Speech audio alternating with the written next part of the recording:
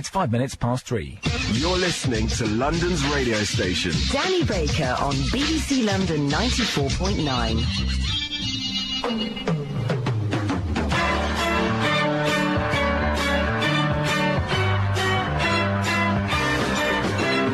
Who could take a sunrise, sprinkle it with dew, cover it in chocolate and a miracle or two? The Candyman. The Candyman. The Candyman can. The Candyman can. The Candyman can, 'cause he mixes it with love and makes the world taste good. Makes the world taste good.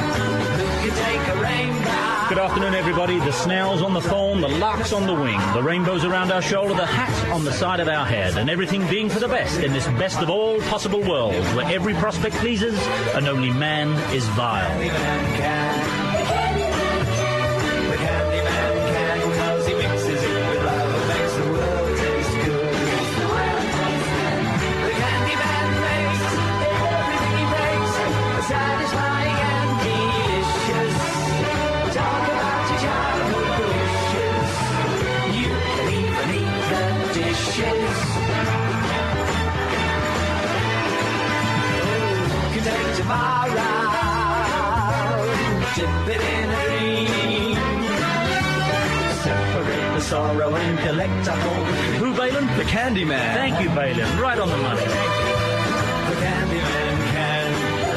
Yeah, welcome aboard, everybody. We'll be carrying on from what we were doing yesterday as soon as I can bring those to mind. We're going to do a dear old friend again today, a dear old favourite of a subject, because on my way up Marylebone High Street, I think I saw Marianne Faithfull. Oh, yeah, and the category is, you think you saw somebody. It's no good saying, oh, yes, I shook hands with Harry Seacombe. No, it's got to be, I think that was Harry Seacombe, if indeed Harry Seacombe fits the bill. So people you think... I got into an argument about thinking I saw Tori Amos on Marylebone High Street. Didn't you? And it all came down to the fact that she ordered a bacon sandwich. Oh, that's not Tori Amos. Well, that's what we said. No chance that's Tori Amos. No, it was Bjork. It was Bjork. No, well, come on, stop passing around until I agree you saw somebody. Bjork. Yeah. And we had a whole argument about it, and then she ordered a bacon sandwich, and we had to go online to see if she was a vegetarian. The world tastes good. The world tastes good. And the world tastes good because the Candyman thinks it's good. I'm convinced she was ordering it for somebody else, though. Do what? I'm convinced she was ordering it for someone else. Of course, yeah, that'll complicate it. Yeah. 0207 224 2000. Now, give us a call now if you think you saw somebody once. And also, I think Marianne Faithfull smiled at me, so it's going to be under the age of 5. You know, there's those photographs of Hitler smiling at babies. Yeah. It's not going to be Hitler, but if a well-known legend ever smiled at you when you were a small child, please let us know. My gal is red hot. Your gal ain't noodle squat. Yeah. My gal is red hot. Your gal ain't doodle squat. Yeah. My gal is red hot. Your gal ain't doodle squat. Well, she ain't got one of a man. She really got a lot.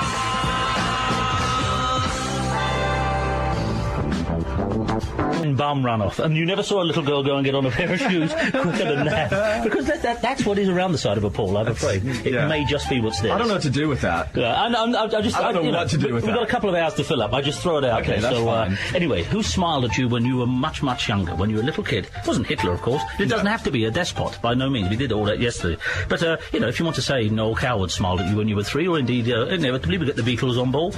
But who were you too young to know who they were? What have you got there, speaking of the Beatles, Simon has emailed in margaret.rufford at bbc.co.uk. He says, first morning of our honeymoon, flushed and thrilled, we emerged from the front door of the Arabella Sheraton in Munich, just as Ringo Starr was entering. There you go. Or at least, it looked like him. These are people you think you saw. On that very note, Balin Leonard, here's Rachel in Mill Hill. Rachel! Hello. How the H are you, Rachel? It's been too long. I'm good, how are you? All happening all over the place, going off like a firework. What have you got for us, Rachel? Well, I wasn't too young to know who he was, though. You didn't say that before. No, it doesn't. No, those are two... Rachel, those are two separate categories. One, you were too young to know who somebody was, and two, people you think you've seen. There's a dear old friend there. Oh, man, this isn't going to work. I saw John Voight, but I was old enough to know to ask for his autograph because I was 14 and he was lovely. How do you know it was John Voight? There's a famous episode of Seinfeld where they think they've got John Voight's car. It could have been anyone walking along, because if a person like you, Rachel, come up, i.e. a woman, and said, "Are you John Voight?" to me, I'd say, "Yes, I am." "Oh, yes, I am." "You sure this was John Voight?" With all due respect, Danny, that's kind of unlikely to happen, isn't it? It's unlikely to... it's a hypothesis. Mildly spiteful. It's a radio hypothesis, Yes. and if we take away hypothesis, what are we left with? LBC. That's what we're left with. Danny, I've got a bone to pick with you. Oh, man. here we go. We're trying to find out. Early. I was a plague of boils. Oh, yes, you were. Never went up on the website, and I checked, and I was so hurt. We got so many... We got through so many people who were supposed to look after our website, you see, and this was when we gave away the Great Plagues, wasn't it? You were boils, because you've had... I've had millions of them in Israel. Yeah, remind us again of the full cluster. I'm just going to put my tea down. Oh, no, it was embarrassing enough the first And time. we're done with the cherries, as they say.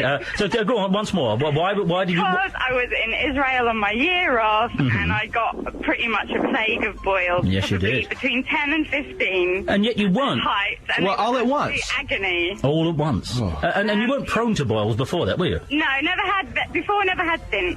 Was it something you ate? No, No, we never knew. No, We they- were even on antibiotics for them. And the bit you liked the best was how my aunt had had to gorge out the green stuff. Yeah, that's right. I'm sorry. I can only apologise. It must have been a particularly slow morning. I'm so sorry when we did that. But the other thing, of course, I remember saying that, you were a kid who got mixed up in the rackets for some reason. But, yes, you were. We're going to make sure that goes on the website. If nothing else, we want somebody to supply a graphic of what a 15-year-old girl might look like with 15 boils on her forehead. Yeah, thank you very much indeed. And we'll put Rachel from Mill Hill underneath it.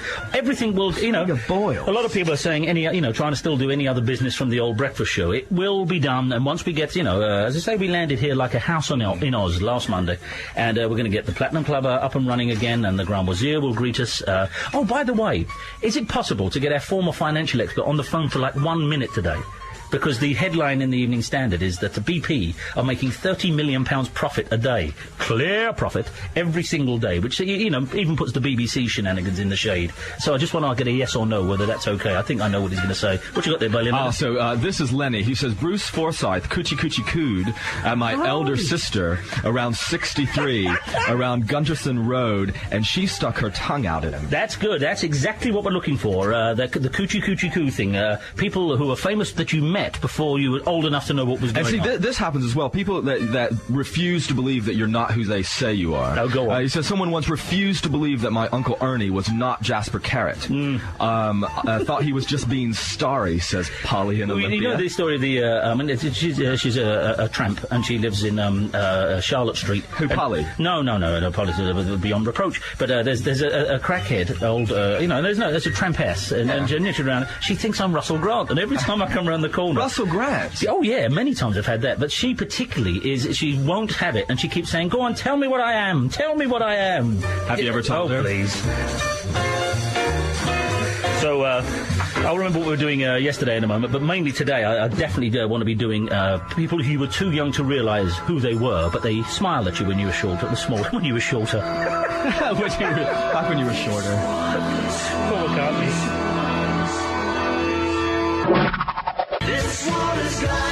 Of course, Paul McCartney. I was doing making not a laser disc. What are they called? A CD. I was burning a CD. Yeah, I was making a laser I'd disc. rather you were making a laser disc. Great big laser disc. Yeah. I had a laser That you had disc. to change in the middle of the film. I had one at Baker's Folly, all my friends called it even then.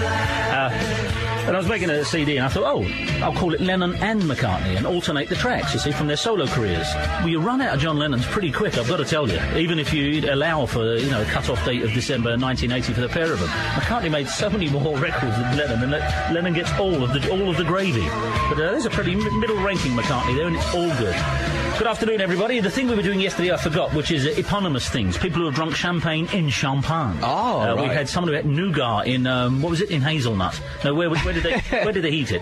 In Montelimar. In Montelimar. Thank you, Martin Good. That's exactly what it was. With pizza and Pisa? Yeah, we've had pizza and Did you have pizza. it? We've had a cognac in cognac. People who have done... Doesn't have to be food. If there's another way of tweaking that. Kentucky Fried Chicken in Kentucky? Very good. What is it like, Kentucky Fried Chicken? You're not from Kentucky, but damn close. Close. Yeah, you are close. What do they call it? Just home... Just chicken. Just chicken. Yeah. Hot, Good oily eats. ends. They call it possum. Actually, now I should do this, shouldn't I? Let's try this 1 second. If I can remember how this goes, this will be something. So, ladies and gentlemen, here we go.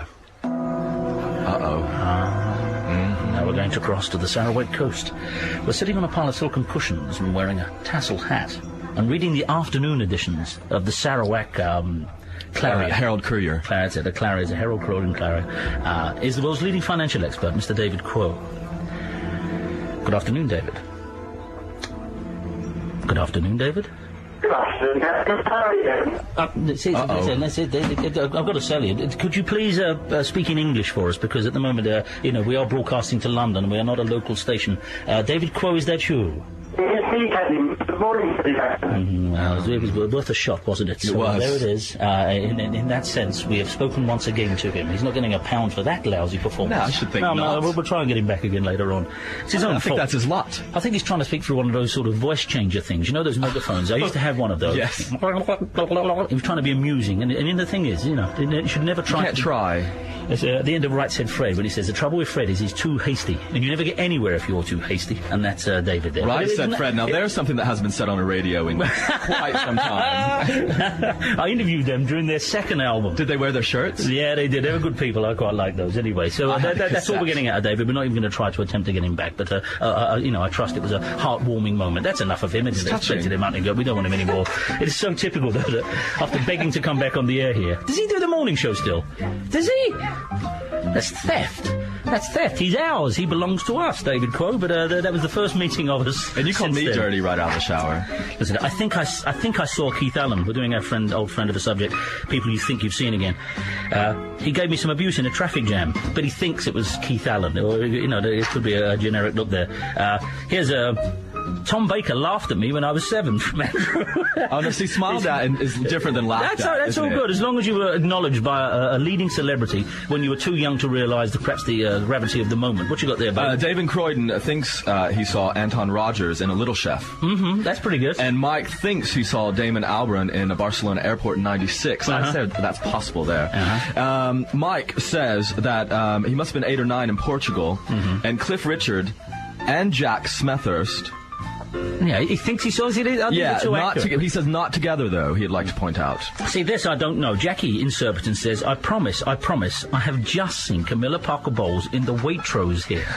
Now, this is indeed a spot. She thinks it's Camilla Parker Bowles. You would want to know what Camilla was buying at the Waitrose. Please, plenty of those. The subjects before us are people you think you've seen, because I think I saw Marianne Faithfull on the way in here today. I think I saw Bjork. You think you saw Bjork, and it leads to an argument. If it leads to an argument, even better. But then I think she smiled at me, and that's a separate category. People, notable people who you think may have smiled at you at one time when you were perhaps too young to realise who they were. We're doing Being Blown Off Your Feet again after some superb entries yesterday of people who usually with gas cookers and stuff, but there are other ways to be blown off your feet. And what's that? And eponymous stuff. If you've ever drunk champagne in Champagne, etc., etc., and other ways away from food, that can work. What's that? Well, Nathan in Reading says, I think I sat opposite Leslie Phillips on the Northern Line, and the reason that I was left doubting was that there was heavy stubble adorning his chin. Well, he's entitled to stubble if he's Aren't not you on always the air. surprised, though, when you think you see somebody famous on the tube? Yeah, but you think you do. That's the thing. Well, why are they on the tube? We did this. We've done this subject a couple of times, and no, I tell a lie. It was its cousin's subject. Famous people you've seen on public transport, and some fella says, rang it up, and he said, Sean Connery is always on the 188 in Greenwich. Now, I said, what, always? He said, if you get to 188 about midday, Sean Connery's on it, and I said, I don't know. He said, I know, everyone thinks I'm balmy. Yeah. He said, Sean Connery is on the 188 in Greenwich. And he wasn't trying to be cutesy pie or anything. He genuinely believed that Sean Connery is the 188. You know, I was on the subway in New York once, on the ACE, the Upper West Side. You must be disappointed if you don't see a celebrity on the New York you are, side, but Sarah Jessica Parker got on, and she was reading a magazine with her on the cover of it. Was she? That's a bit bold, isn't it? I thought so as well. This was before Sex and the City, though, so she wasn't as famous as she became. But it was still, I thought, I'd had a couple of beers once when I was at the NME, and somebody was reading the NME singles page, and we used to have a photograph on the NME singles page if we were the singles reviewer, and somebody was reading opposite me. And I stood up, and just before I got off, I leant forward, I said, that's me. And he looked up, and he went, and immediately changed faces. You know, I was in a cafe in Clapham, and you remember that woman who was the head of MI5 who wrote that tell-all book? Oh, yes. Yes. Well, the white hat lived in New Zealand, or was that the fella? A spy catcher. So it was a day that her book came out, and she was on the cover of all the Sundays, and I was reading the Sunday paper, and she came in and sat down at the table beside of me, and I was really uncomfortable and embarrassed and didn't know what to do. Oh. And she looked at it even. Well, we'll try and get these. People who have turned... You're reading something, you know, you might be reading the... Minding your own business. Minding your own business, and the actual author turns up the side of you. So these are all mutating from somebody you think They're all country cousins. Let's try this again. Let's try this again. We are. So we're going to cross to the Sarawak coast again. We're sitting on a pile of silken cushions. My fingers are crossed that this doesn't work. I'm a nervous wreck. But sitting on a pile of silken cushions and wearing a tasseled hat is the world's leading financial expert, Mr. David Breakfast Show Quo. Good afternoon, David. Good afternoon, Candyman. Yay! Look at that. Yes, it is. Yes, it is. Now, this is not a starring role. This is not the great reunion the country is waiting for. I know that. I purely and simply want to get your take, as we say in the financial business, on this £30 million a day profit that BP is making. One question to you. Yes, go on then. Reasonable? Oh, yes, definitely, yeah. I think it'll be a joy for all the BP shareholders, and certainly for the Shell shareholders as well. Nothing immoral or vulgar or wrong in it? Most definitely not. I mean, you have to remember, this company is worth billions of pounds, and I think, you know... Faded him out. That's the end of him. I'm getting rid of him. Fed up with him. On 94.9 FM, BBC London. Danny with the summary. Said my own name on the air then. You're getting regular billing here. When I was about 20, I was introduced to Walter Swinburne at work. He was a friend of my boss. He made small talk with me for a short while, then, well, mind you, 20. I'm talking about being like 2 and 3. You know, it's different mindsets. When my dad found out I had met him, not known who he was, and that he just something was big into horse racing, and therefore I did not get loads of tips off him from Mr. This is good. I didn't get Mr. Swinburne. Dad went slightly mad. My old man, this is from Clare in Twickenham. My old man, if ever just want to, for the hell of it, and we sometimes do this in both directions, to children and to parents. Sometimes I'll sit there and go, oh, a bloke gave me a tip for a horse the other day. I can't think of me. My mum goes, what? And I'll go, Carl, I can't think of it. Just for the hell of it. Drives him crazy. Carl, what good are you? What do you got over there, Well, babe? this is another one where the dad appreciated it more than the person. This is from Sue in Bounds Green. She was a munchkin in The Wizard of Oz, Very good. a Harrow Youth Theatre Group. The Wicked Witch of the West was played by Charlotte Barker. This is Ronnie Barker's daughter. Oh, okay. Now, dearly missed Ronnie pitched up to support his daughter and went backstage afterwards to meet us. Okay. He patted me on the head, and I had no idea who he was. There you go. But my father was in raptures. There you go. Well, if you're wondering what we're doing, if you just joined us, we're after... these are very similar but distinct categories. One, people you think you've seen, because on the way in here this morning, I think I saw Marianne Faithfull. I don't know. And this is exactly how we... I think I saw Bjork. You think you saw Bjork. I'm still convinced. So people you think you've seen, very well-known celebrities who you may have met before the age of 5, or you did meet before the age of 5, and people tell you, don't you remember that? Emperor Picasso came over and tickled you under the chin, that sort of thing. So you've been told you met before the age of 5 we're doing. Being blown off your feet, which we started yesterday, and as well as eponymous tales. If you ever drank cognac in cognac, etc., etc., as long as you were in the place this stuff originates from, and the names are the same. Champagne in Champagne. Here's Ross in Mayfair. He thinks he saw someone once. Hello, Ross. Hello, Danny. Thank you very much indeed for hanging on there, Ross. I love this category, people you think you've seen. What have you got for us, Ross? Well, it's Johnny Depp. You think you saw? Where did you think you saw him? I think I had a long conversation with him. Oh yeah, go on. Better. Go on then. I was actually living in a bookshop in Paris called Shakespeare and Company. Oh, yeah. I don't. Oh, no, it's fantastic. Loads of people live there and they take care of the bookshop. And there's pads all over the place. All right, okay. And it did attract a few sort of celeb-type characters, mainly writers and things. But yeah. One day, 2 guys came in, and the owner, who's George, he's must be about 90 now, sort of American eccentric, said to me, I got these 2 booksellers from San Francisco. Can you take them up to the apartment? I see. They're going to stay a few days. So I took them up there, and the guy was just a spitting image of Johnny Depp, so I'm showing them around, and for about 15 minutes, he's asking a lot of questions about the shop. He was very curious. Oh, I see. And then they said, oh, well, we're just going to go and get our bags and we'll come back. So I told all the girls at the shop that Johnny Depp was coming to stay, and he never came back. Now, how sure are you, did you think you saw... At the time, I was about 90% sure. Because at the end, I said, you know, you look a lot like a film star, and I think that's what made him not come How back. could you say that? See, that's the problem. That's the thing. No wonder he turned tail and ran. Then to back up my suspicion that it was him, someone who did come past the store was Allen Ginsberg. Oh, okay. And then I read, a few weeks later, I read that Johnny Depp had been knocking around with Allen Ginsberg. No, I'm sorry, no, but it's not a solid sighting. Just because the Ginsberg comes in. I mean, it's not the way it works. If you serve... That's the category. That's the category. Oh, I know it. I'm not knocking that back. I'm just saying, you're not going to... I wouldn't have rung up. No, you were drifting away, and after a moment there, I thought you were going to be disqualified. I'm saying, no, the fact you saw the Ginsberg, we're going to hope. I mean, it's like if Ernie Wise came in. That doesn't mean you served Eric Morecambe, does it? Yeah. You think you saw him, that's all. No, but they were hanging out together, and Johnny Depp was known to be experimenting with sort of bohemian lifestyle. Oh, well, you've talked yourself out of it. There, Ross, that's it. You didn't see him. That means you did see Johnny Depp. That's it, Ross. I'm sorry. See, don't do it. Get in there, deliver off the bomb, get on the air, come on the air, deliver one of these off as soon as you can.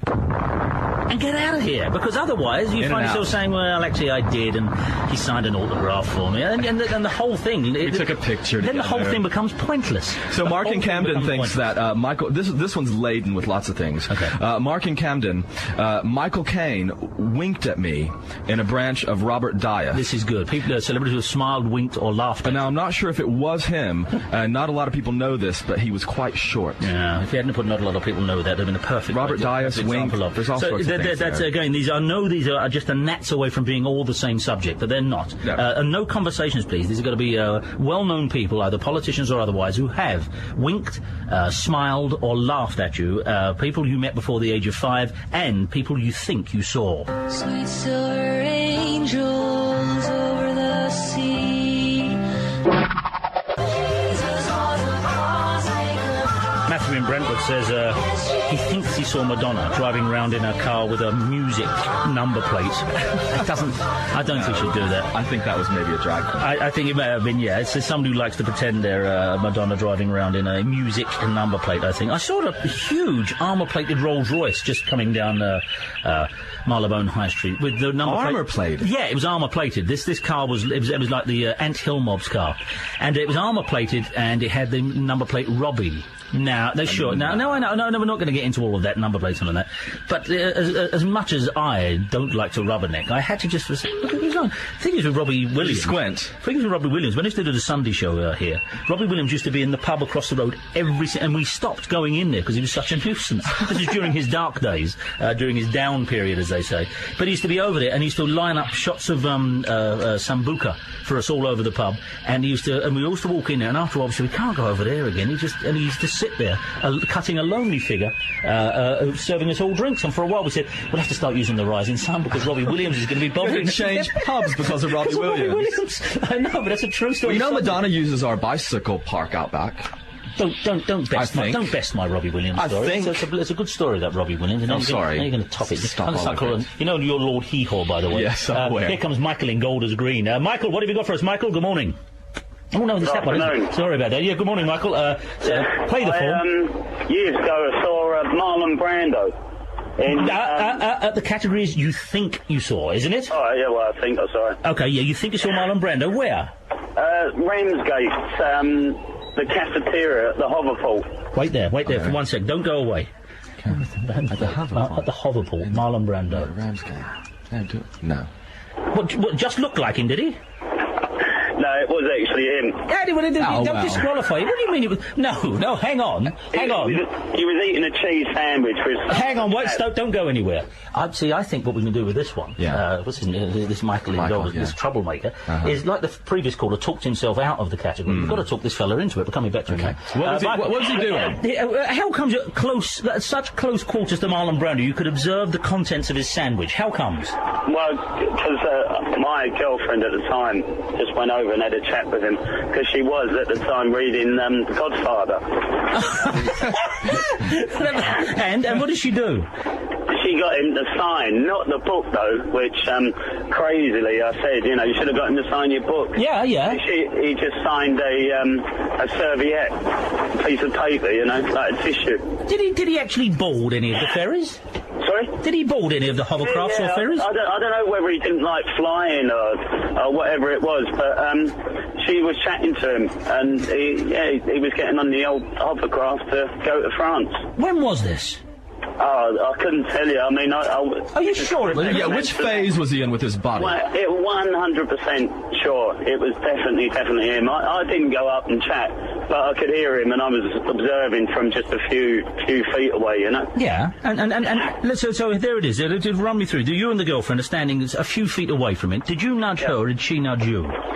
She nudged me. I'm not into celebrities at all. No, it doesn't sound like it. Really? Well, it doesn't sound like it. But, you know, seeing Marlon Brando, without a doubt, is quite something, you know? It's a shame you didn't have a trumpet on you, isn't it?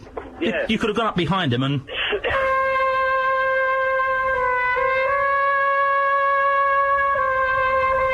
Wouldn't that be something, going up behind Marlon Brando and playing this into the back of his hat? While he's eating his cheese sandwich. Please leave me alone. That would be better than standing behind him going, Marlon Brando over here, just standing behind him doing this. Could you move on, please? Could you move on? I'm trying to have a private moment. Please stop playing that trumpet in my ear. It's not a bad Brando, because everyone does him too much like this. I closed my eyes and I felt it. Marlon Brando. We're going to allow the call just on its own special terms. In the hovercraft port, having a cheese and ham sandwich, waiting for his connections. In Ramsgate, if you will. Oh, we've been joined by someone on mandolin now, following Marlon around. I'm just going back for a pastry. Could you leave me alone for 5 minutes? But what category does this fit into, then? It fits into absurd people being followed around with theme tunes of their films. Here's Mike in Muswell, Mountain Goat's written... Mike. Hello, Dan. Mountain Goat's written further delusions after your name. What is it, Mike? What have you got for us? Well, I could have sworn it was the Queen in a big limo coming round the corner of this rather bleak North London street.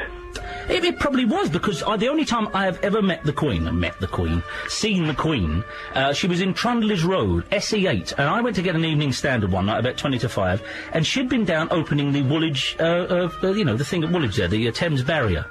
And in a huge car, Mike, I stood outside the newsagents in this back street in South East London, and there at the traffic lights was Marlon Brando. No, there at the traffic lights was the Queen. And she was sitting there, like, waiting for the lights to change. And I got out a £5 note and said, look, I've got all your money. So what are the circumstances, Mike? You saw... Well, it must have been her, because... You see, it was just after a cup final.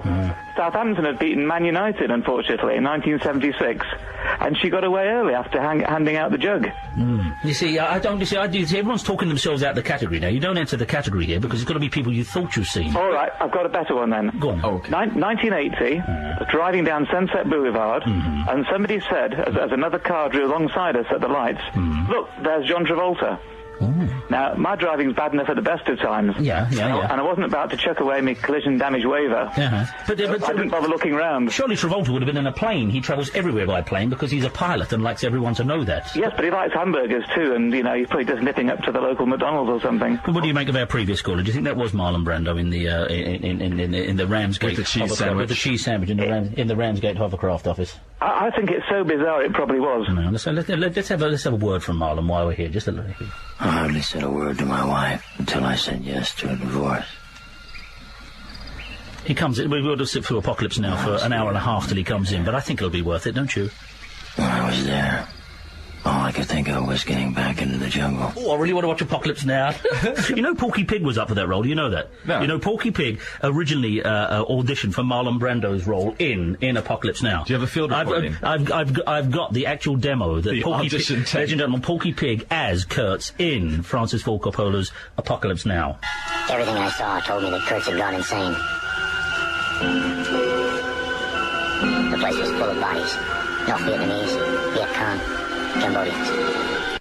And he didn't get the role. Why? Porky Pig did not get... This is just one more from Porky, if we can. Porky Pig as... the horror. Porky Pig, I think this should be Porky Pig saying the horror, if I've got this right. Hang on.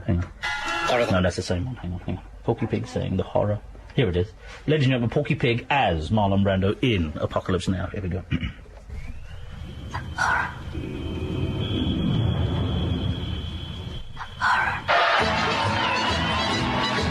and didn't get the role. Still, it's typecast. I mean, after all those cartoons, you're not going to get the lead in Heart of Darkness, are you? Good afternoon, everyone. People, let's get the category nailed down again. It's people you think you've seen. We're very, very well-known people who smiled at you when you were very, very small, or you met before you were very, very small. Also, we are doing, of course, we're doing people who have laughed, smiled, or winked at you. Celebrities who winked at you is a terrific one. What if they put their foot on your head? Yeah, go on, put a foot on. This is Al in Hartford. He says, John Noakes almost put his foot on my head when I was 4. Yeah, go on. What's the circumstances? Do we know? There's no circumstances. I think that's all we need to know. Okay, John Noakes put his foot on. Okay, another one? Jeff thinks he saw the actor Walter Matter last week. Walter Matthau? He says Matter, and I thought that was somebody I didn't know. Walter Matthau's been dead these last 3 summers. Walter Matter? Is that someone? Show me. M-A-T-T-E-R. I thought it was just my sure, it's got to be Walter Matthau. It's got to be called Walter Matthau. You can't be called Walter Matter, can you? Forever I'll say to people nothing. I always look this way. It certainly wouldn't fit into the famous people. No, it's not going to be that. It's not going to be that. Hang on, let me read it. Read this and we'll be right back. Hang on.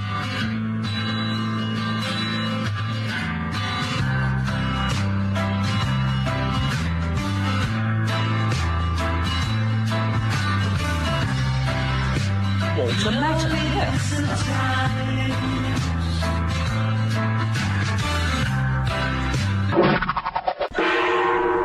Ladies and gentlemen, we invite you to have a go.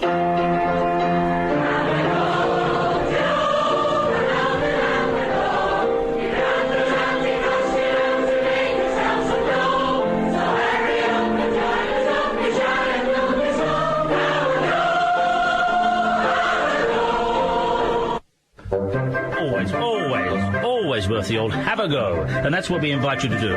Call us up 0207 224 2000. 0207 224 2000. Tell us who you think you saw. Let's do some of yesterday's ones again. Ever been blown off your feet by whatever means? By the gas pipe?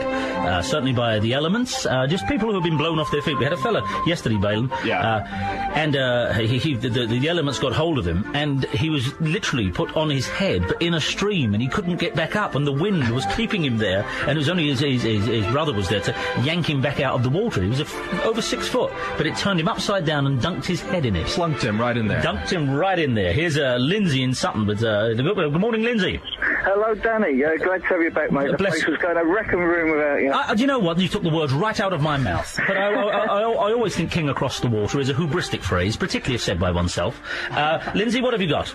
Right, I was driving through Wimbledon about a year ago, and I was following this Mercedes, and it had Move It on the back, and I thought, oh, well, must be a removal man done well, and as I come alongside him, I think I saw Cliff Richard. Oh, now, it's unlikely, I think, Cliff rides around with a Move It number. With a vanity plate. It is all of these look-alike people, is who it is, I suspect, but you can't confirm it is, so therefore you are right in the category. You think it was him. Yeah, I think it is, yeah. It didn't look like a removal man, and the guy looked a little bit maybe too well-to-do, but he did look like Cliff.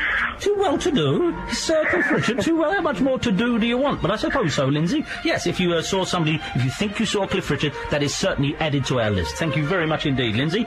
Here's Kevin in Crystal Palace. Kevin, who do you think you saw? Yeah, hello, Dan. Hello, Kevin. It was, Oh, just, Kevin, 1 second. Kevin, I've just realised this is our Christmas music behind us. I can't wait for the Christmas Oh, no, not music. yet, Dan. No, yes, 1 second, Kevin. We're coming right back to you, but it just played here. Listen to this. Hang on. This is a Christmas show. You're as bad as Oxford Street. It's not got the jingle bells behind it, but they'll be added. Okay. Anyway, let's get back to Kevin. Sorry about that, Kevin. It was a Proustian rush. Beautiful. You've got that aftershave. Proustian rush. Mwah. So, Kevin, who do you think you saw? well, I was in a cafe in Vauxhall, and this fella walked in, and I was sort of certain it was Charles Bronson. And, you know, he walked past, you know, knife and fork in hand, mug of tea in the other hand, and people sort of looking, and he sat down, and we sort of done that bloke's nodding thing, you know what I mean? We made eye contact, little nod, and... But nothing to confirm it was him, I hope. The next day it was. They were doing one of Michael Winner's films. Yeah, but Kevin, you know, exactly the category being, you know, you think you saw someone. So if I ask you again, say, don't know to this day. You see, and then we'll add you to the list. So, Kev, there's this Charles Bronson having 2 sausage, egg chips, and bubble, which is an unusual combination. Now, any proof that it was him? Any proof, did you say? Yeah, any No. proof? No, none. Yeah. To this day, you still wonder whether it was him or not, don't you? To this day. Look, Kev, it's There we go. superb. It's You're on the list now. definitely on the list. You see. And when we do the listen again feature, we can edit that right out. Yeah. So everybody, we want you to call us for people you think you've seen, and that's people you think you've seen. Celebrities who have winked or smiled or chuckled at you, and or almost stepped on you. I almost stepped on you. That was something. And also very, very famous people that you met before the age of 3, so have no memory of it, but you are assured that's what happened. Of course, the more despotic the leader, the more chance they've got of getting on the air. So. Right, well, let's have a look at today's weather. You're listening to London's radio station. Danny Baker on BBC London 94.9, weekday afternoons from 3. So, on Kentucky, don't you? Well, you know. You said to me off the air, because I mentioned Kentucky an hour ago, you said, nothing comes out of Kentucky. Nothing redeeming about Kentucky. Look at Tennessee giving itself some side there. Welcome aboard, everyone, for the last hour of the show. What are we after? We're after getting blown off your feet, eponymous things that's happened to you, drinking champagne in Champagne, eating hamburgers in Hamburg. We started those yesterday. Today we're wearing cologne in Cologne. That'd be a terrific thing. Now, that gets it away from food. Wearing cologne in Cologne. Let's have a few of those. 02072242000. Here come Jules in Twickenham with someone she thinks she's seen. Good morning, Jules. Good morning. Back in 1979, I was on the bus with a mate of mine touring around South East London. Yeah. And we're in Penge, and I thought I saw Kate Bush pushing a pram. Well, why shouldn't Kate Bush? Surely it's entirely up to Kate Bush whether she wants to push a pram around. She may have... Well, I didn't think she had a kid at the time, did she? No, but it doesn't matter. She could have been taking shopping home, or she could have been taking some rags to the Rag and Bone Man. We don't know. She bought a baby. Okay. And in 1981, I was on my motorbike going up to work, and I come up next to a Rolls Royce, a silver ghost type, you know, one of those sloping back. And when I peered in, I thought I saw Bruce Forsyth. I tapped on the window and he stuck 2 fingers up at me. No, this can't be Forsyth. It couldn't have been him. No, that must have been Tommy Steele, because when we had our famous Tommy Steele Day, we heard lots of stories about Tommy Steele being brusque. Now, I don't know about that. Maybe it was Bruce Forsyth. Thank you. That's exactly who it was. Thank you very much indeed. Joel, I'll allow the second one. I don't know why I'm not allowing the first one. Yeah, why? I think it might have been Kate Bush in Penge pushing Dave Gilmore around in a pram. Seems unlikely, but it could happen. Our friend Jules there. Good to hear from you again, Jules. Here's Max in Clapham. Max! Hello. Max, good morning, Max. What have you got for us, Max? I was at a garden party or some sort of tea party when I was a wee tot with my mum. I don't particularly remember this, but this is the whole point. Prince Michael of Kent was there, brilliant, and started sort of poking me as sort of like a little child. To jolly you along, to make sure we have the common touch. Exactly. Yeah. And I had a big piece of chocolate cake. And I wiped it in his beard. Oh, okay, so this is meant... And the collapse of Stout Party, was everyone outraged, or do you think he took it in good humour and went, ho, ho, ho, adorable? I think he went off in a bit of a huff. Did he? I also tried to bite his face at the same time. That's a well, the chocolate cake was on it. I hesitate. You know the way the show works, Max. Everything's up for grabs. It's Liberty Hall. But I think, I'm going to say this, Max, I think you're the only listener who has ever tried to bite someone of note. I think you are, and I know that's an RR to a B, but I think Max in Clapham there is unique in the fact that even at that young age he tried to bite a member of royalty, and I won't even put it down just to royalty. Max, thank you very much indeed. That's our category, someone of note you met when you were just, as old as Kate Bush's baby. What have you got over there, Bailey? What is that over there? This is from Jules, and 1975 was at a Muddy Waters concert. Now, Jules thought that they saw Van Morrison in a seat near us. Who? Van Morrison. What, was it grumpy? Did he have a thundercloud above his head? Jules says, I tried to say hello when the concert ended, but he sort of ignored me. That's Van Morrison. And I don't know no to doubt. this day if it was really him. There's no doubt. He sort of ignored me. Van Morrison. I'll do this for people who didn't used to listen to the breakfast show. We used to do entire mornings once on the grumpy nature of Van Morrison, which is, in itself a bit of a cliche, but some of the wonderful spottings. For instance, I remember when he did Capital Radio, when Capital Radio had a little cachet, it had some currency, had some worth, and they had the Nicky Horn show, and Van Morrison was the guest that night. Van, welcome. Your new album is Hard Nosed the Highway, and just before we get started, the track Hard Nosed the Highway has some of your most personal lyrics. You mean, listen. Before we go any further, if you think I'm here to talk about my emotions, you're out of your mind. Just play the record, shall we? the least promising opening to an interview ever. What is this? Has been handed. This is from James in Isleworth. Hang on. I have a fez. Oh, he's got a fez from Fez. Ah. He has a fez. Now we're getting somewhere. How about that? There. And look, he sent us a photograph of himself wearing it. In the fez. Well done, my friend. Fez? That's in Fez. That's a fez in Fez. Lisa in Ham Common says, I met Lena Zavaroni. Yeah, dear departed. When I was 3 or 4. Yeah. When she ran over me on her bicycle on the Isle of Bute. To apologize for me having the audacity to be standing in the way whilst she cycled down the pavement. My mum took her off for an ice cream while I waited outside. She used to have her own series on Saturday night. She was a child star that all ended very messily and badly, but she was a big child star for a while. She won Opportunity in Ox for quite a few weeks running. She was an absolute, institution over here. But she was forced to be old before her time. She sang with Sinatra and everything. She had a huge booming voice and a programme on Saturday nights that began with her singing over and over and over while being in a fairground, as I remember it. But, but unfortunately something... Not very good on a bicycle, apparently. Yeah, but it all ended very tragically. Loud music in cars. Loud music in cars.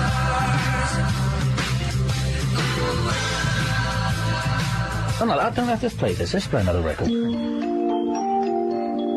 Just for jolly. Whatever you do, just sit down and even if you're house, who has more fun than we do? Okay, so appreciate all the texts and stuff. We're getting 07786200949 is how that works. People you thought you saw. This is its sister category. Celebrities who have either winked or smiled at you. And this stomped you in the head. Or stomped you in the head.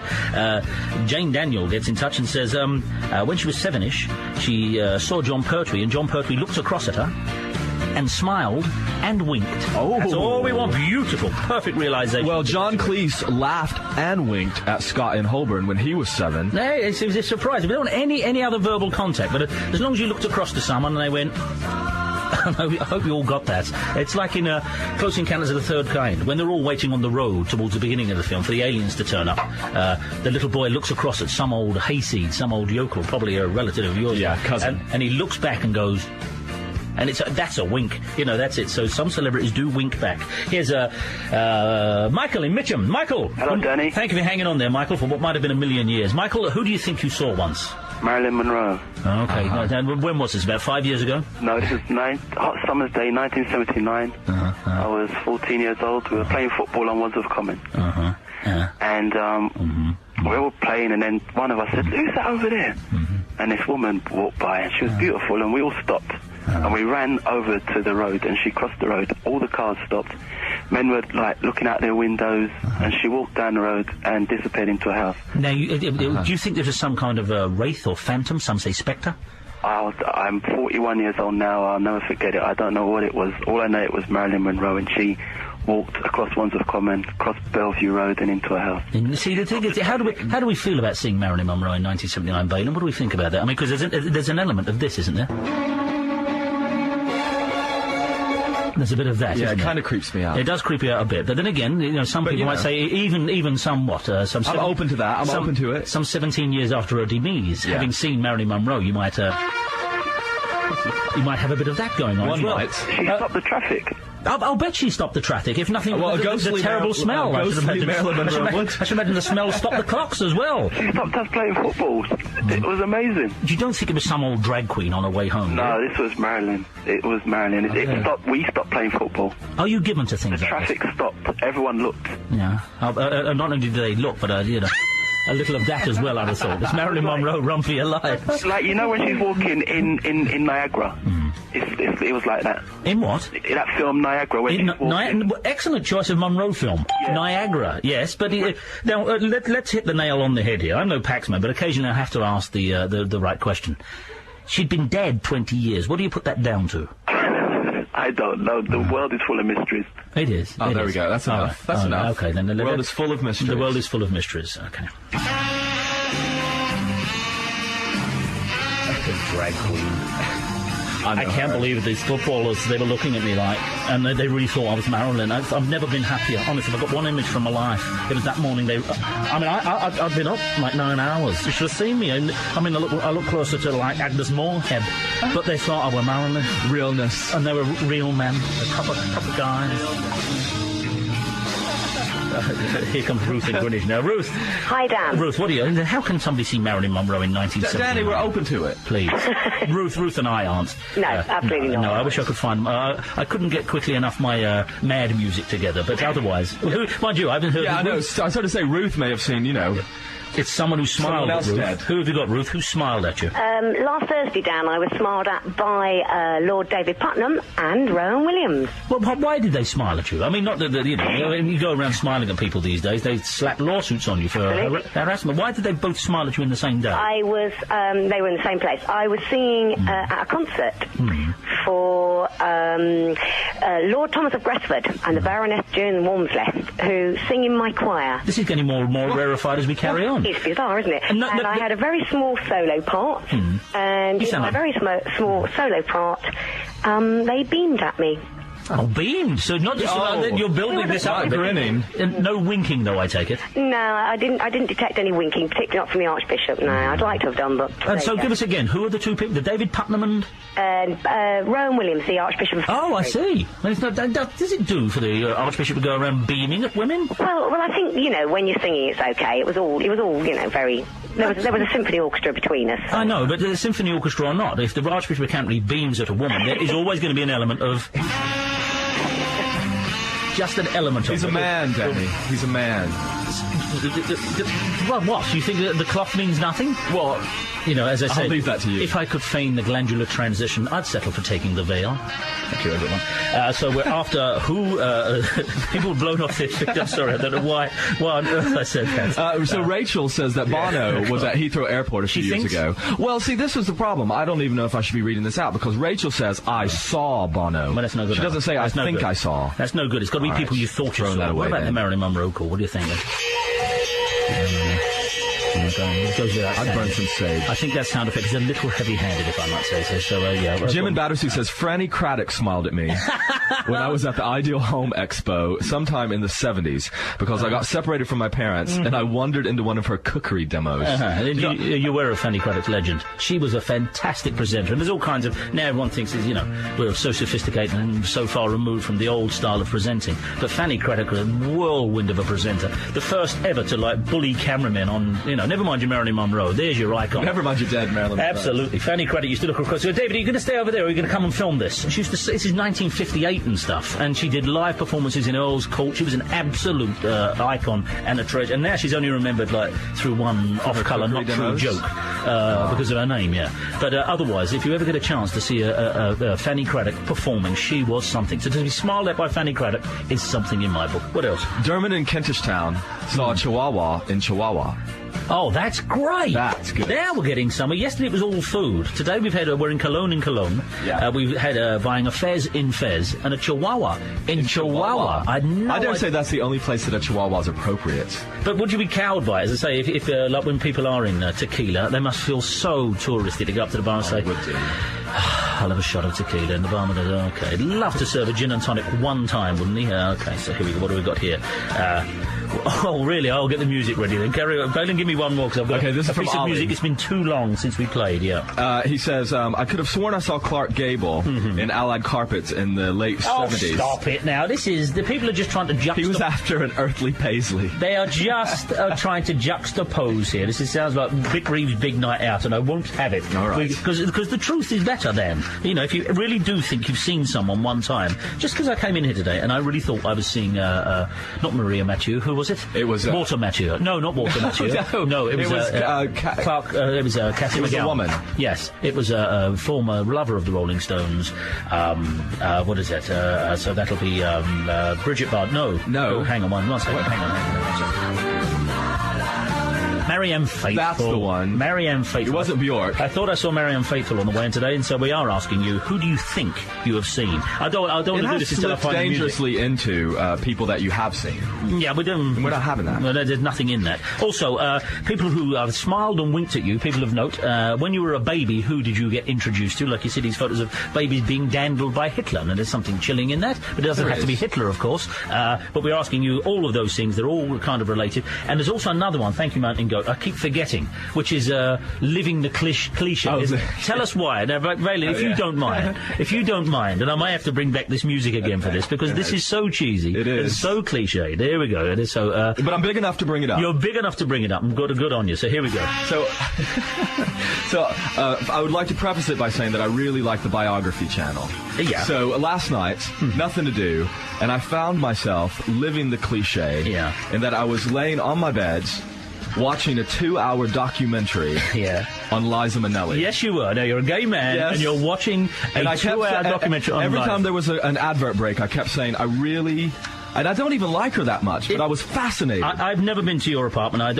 One day I hope to go round there and we'll have a great party and drink champagne from actors and actresses' shoes. Yes. But if I'd have knocked on your door last night, and you'd have opened the door just a half inch, and I'd have seen over your shoulder, I'd have seen Liza with a Z, not Liza with a Z, because Liza, I'd have said, oh, Balen. I know. Oh, Balen. And I was so, I was talking to myself during it and going, you really need to turn this off and just do anything else. Anything else. But no, I stuck with it all the way to 11 o'clock. If you've ever found yourself a living cliche, if you will, please, I've never worn a Pearly King's jacket, even though it has been offered to me on several. I've never done that. But if you have found yourself a living cliche in that respect, and I really enjoyed it. Very good of you to admit that. But there it is. 2 hours, Danny. Can I tell you, if you go online, to the Smoking Gun website. The Smoking Gun website? Yeah. It's the website for people who've been living under a rock, whereby they put online all the legal documents of celebrity cases. Yeah, like writers and things like that as well. What people insist on having in their dressing room, or things that the lawyers have sent to people, and, you get all the facts of it. The Smoking Gun, www.smokinggun.com.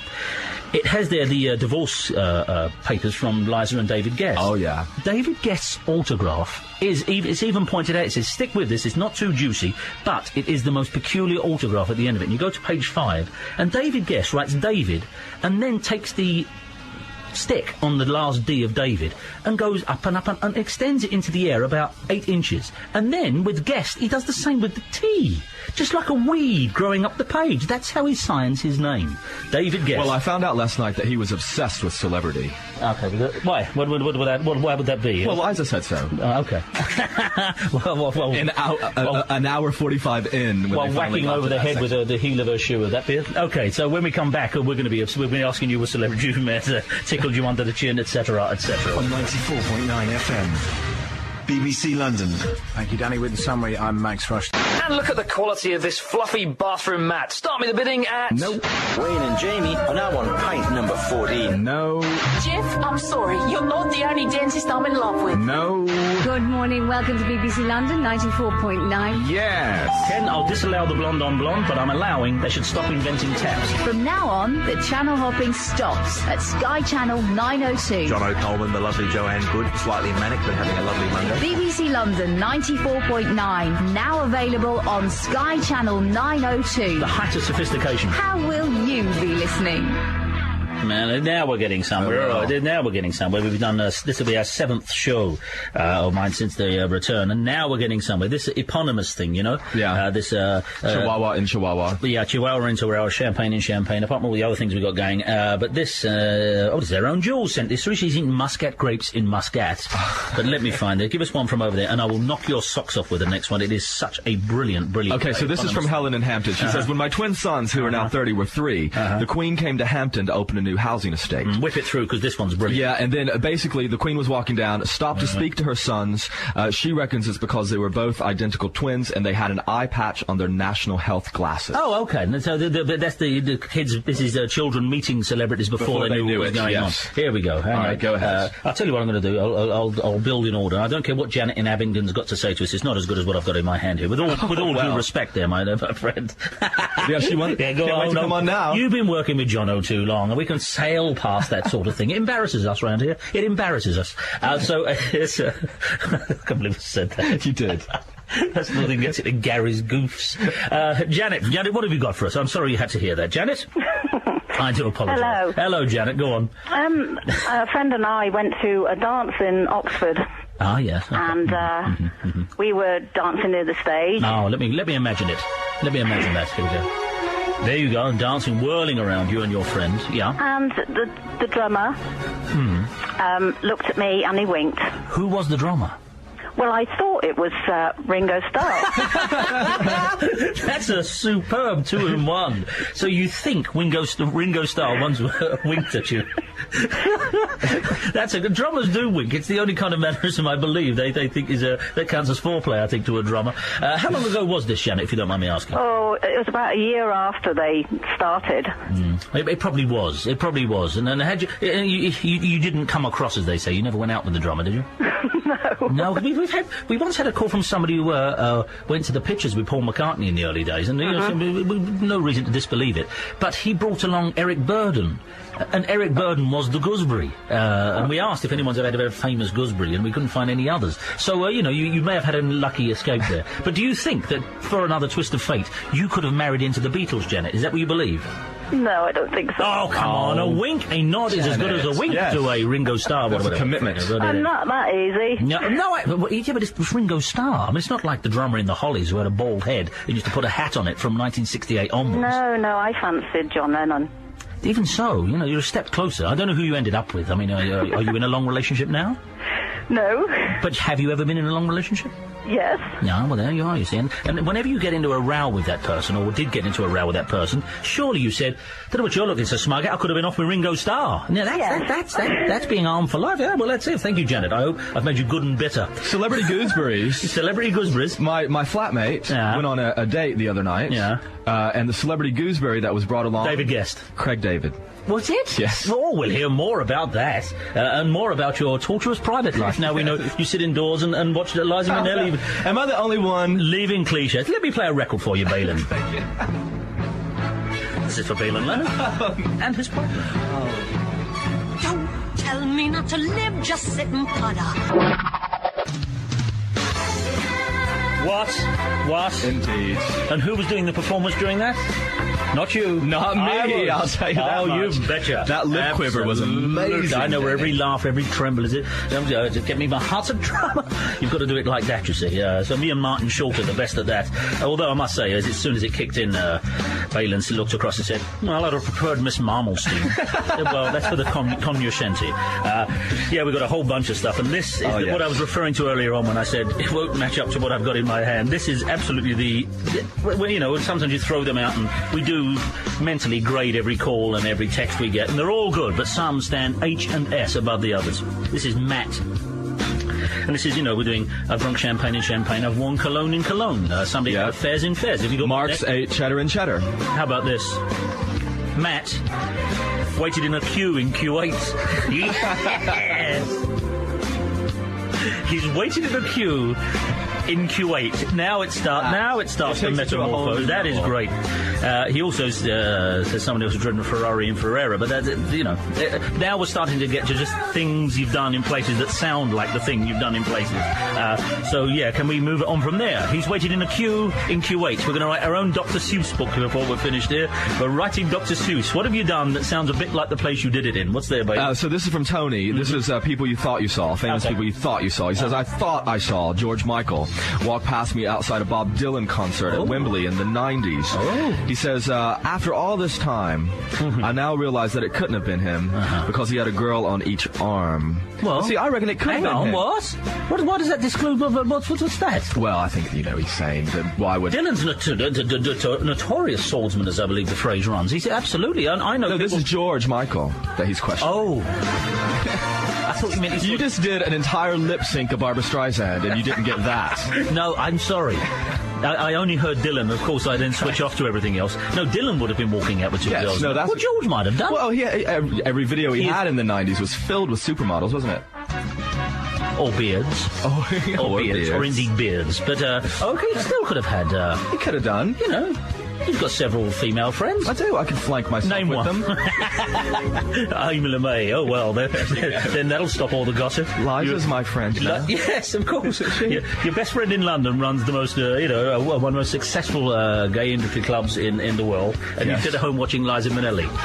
Can we just leave that? Is no one else big enough to admit the cliche? I have sat in traffic playing the Candyman song with the windows down, and just thought, if somebody walks by now, they're going to think, oh, give it a break. Oh, no, I have done that. I have done that. I've sat there and played Candyman while we've done that. Kath, what have you got for us over there? Kath Melandri, who has the thankless task. That's not you, is it, Kath? That's you. That's me. Yeah, that's the thankless task of coming in and beating the drum on behalf of the show. Selling my shtick for the 5 o'clock. That's it. Setting up your jazz hands for the 5 o'clock show. Jazz hands, 4x4s. The sale of them are on the increase. Why did the music stop? Well, because we're hitting a more serious Are you paying topic. attention? It's the news we're dealing with. If you want some music behind it, I'll do it for you. Here we go, as you know. Now I feel better. There it is. There you go. What have we got at 5 o'clock? From 5. Thanks, you guys. The sale of 4x4s are on the increase. Everyone's always complaining about them, talking about the effect on the environment. They're big oil-burning pigs of cars, aren't they? Exactly. Talking about the fact that, well, a lot of women can't drive them. That's nonsense. Well, they're almost exclusively women who do. Just before I came on the air today, we took Wendy's car to have it MOT'd, and it's a car as opposed to a four-wheel drive. And she went, I don't like cars anymore, you know. She goes, no, I hate to see you driving them. Look at you, your head's touching the ceiling. That's exactly what she said to me. She went, I hate to see you drive, because I took it into the MOT.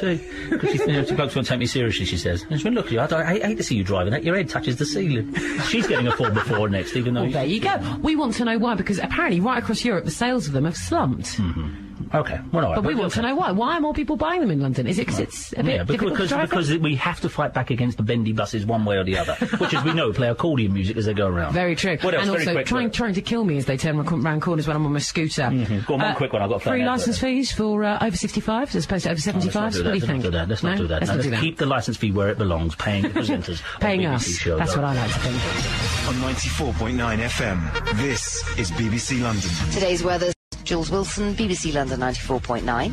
The next update's at 1:05. Thank you very much indeed, Jules, for your little communication, by the way. It's very good of you. You're welcome. To text it into the show from the next room. No problem. Is that the drill? Thank you very much indeed. All right. Here's a treat we got now. Thank you very much indeed, everybody over in the travel. Filled in. Yeah. Approximately a quarter of the time I needed to find the sheet of paper. Here we are. So this is going to welcome back a dear old pal of a piece of music we used to have regularly on the breakfast show. Here's this. It says here. It starts off. This is from Jane, and she just says, "I queued next to a chap and his wife in a bank in Weybridge. He looked and sounded remarkably like Michael Aspel, but he was a very short man, so I've since ruled it out." And I like that observation. But then she says, "As far as stars winking and smiling at you goes, my 11-year-old daughter last November at the theatre in Woking sat a couple of rows in front of us was Shane Ritchie. When he overheard her saying, 'That must be Shane Ritchie,' he turned around and smiled and winked. And that is an institution and gives us opportunity for the first time in the afternoon to play...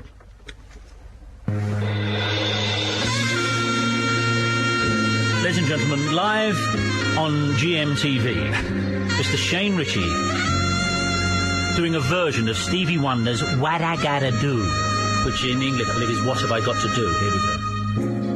What I gotta do to make you love me?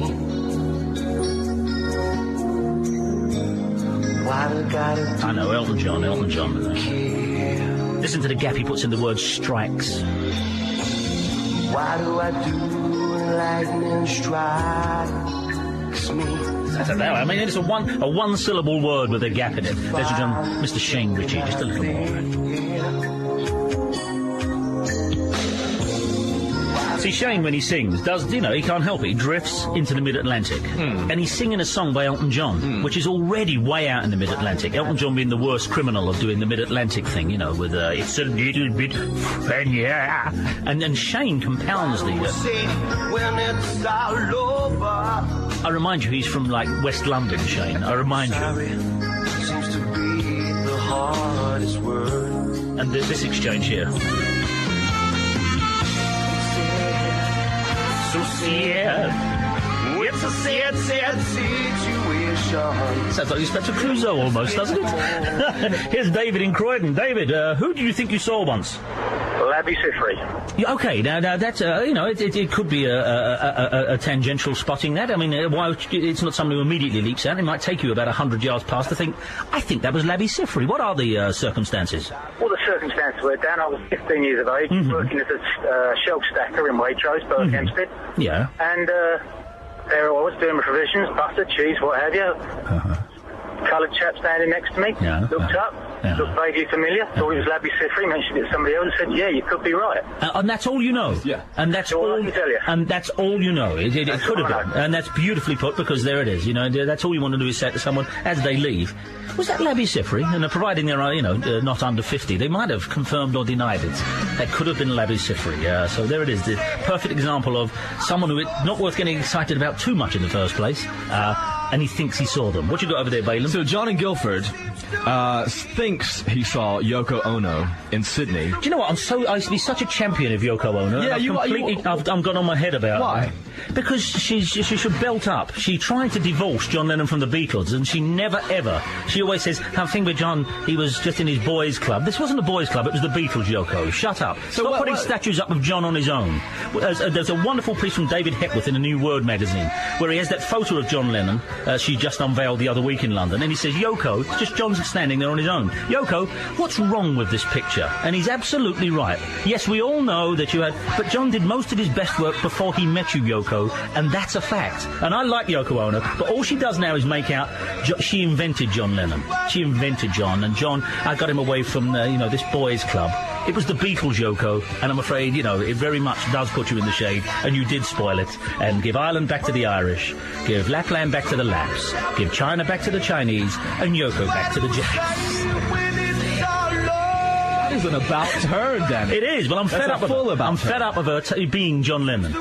Okay, I'm all for the old P envy, but she has JL envy, and Paul McCartney keeps a dignified silence on this, and I am Paul's spokesman. And now, in time for the end of his song, the very definition of a smattering of applause. Shane's been singing this for 6 minutes, and listen what he gets off the audience on GMTV.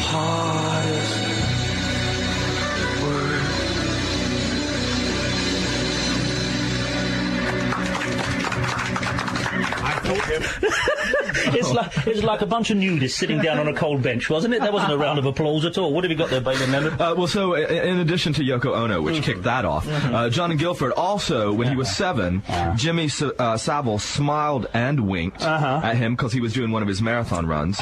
And John in Guildford had a Singapore sling in Raffles Hotel, Singapore. Oh, now I was talking yesterday about being in when you're in Venice, and you have to go to Harry's Bar in Venice. I suppose you have to, and you go to the home of the Bellini, and when you walk up to the counter in there, and it's always busy, and they do charge 12 quid per home of the Bellini, and as you get to the counter, you can hear everyone going, 2 Bellinis, please. Can I have a Bellini, please? Can I have a Bellini, please? And you shuffle up to the counter and go, yup, and you go, Bellini, please. And you really want to say, give me a vodka and tonic, and you have to have it, and it's a cliche, but anyway. But you need to do it, yeah. You got to do it. You has to do it. Now, Kenny thinks that he almost headbutted the singer out of Portishead. Well, give us the circumstances of that. Well, he was at Bristol University. He was between lectures. He had just enough time to buy a book to help him with his studies for the course the next day. So he ran.